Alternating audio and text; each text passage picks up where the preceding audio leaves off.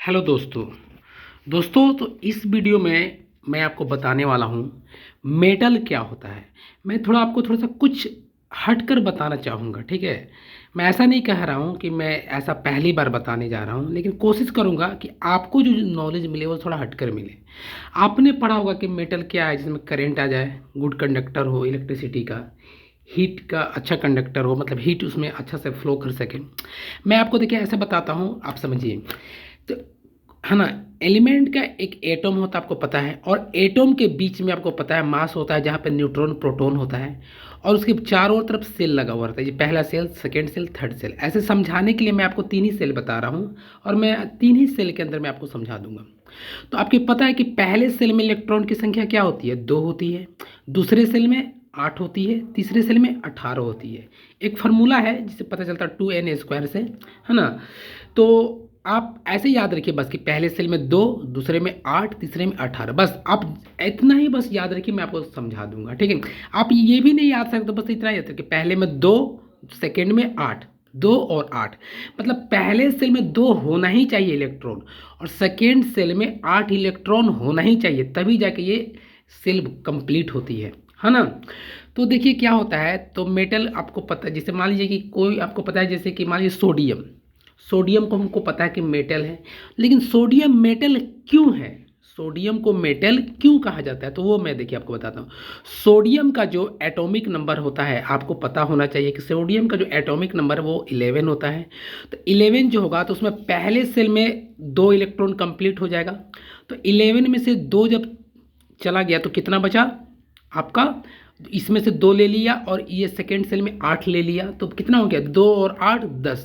तो atomic number sodium का कितना? 11। तो एक अभी भी बच गया, एक देखिए एक्स्ट्रा बच गया है।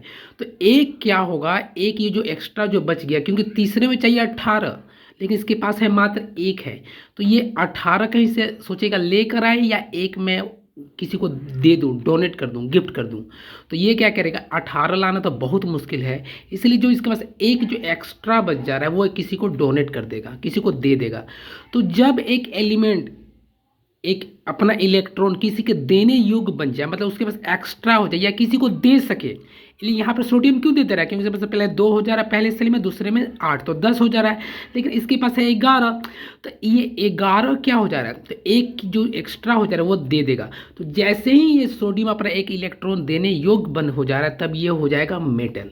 और मेटल वही होता है जो अपना इलेक्ट्रॉन को डोनेट कर से आसानी से लूज करके किसी को दूसरे को दे सके, उसी को कहेंगे मेटल। आपने देखा होगा कॉपर, हम लोग वायरिंग इलेक्ट्रिसिटी घरों में कॉपर का वायर यूज करते हैं। क्यों करते हैं? क्योंकि कॉपर एक क्या है, मेटल है, गुड मेटल कंडक्टर है मेटल का, इलेक्ट्रिसिटी का।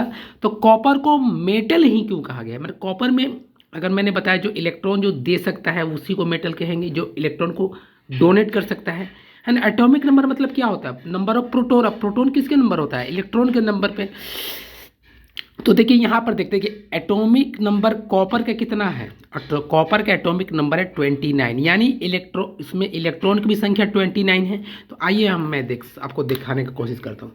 तो पहले में 29 में से पहले में चला जाएगा 2, ठीक है, पहले सेल में चला जाएगा 2, दूसरे सेल में चला जाएगा 8, तो कितना हो गया? 10, 2 8 10। और तीसरे सेल में चाहिए 18, तीसरे सेल में चाहिए 18। तो 10 तो पहले कंप्लीट कर चुका है, लेकिन इसके पास अभी भी 19 बचा हुआ है। कितने बचा हुआ है? 19।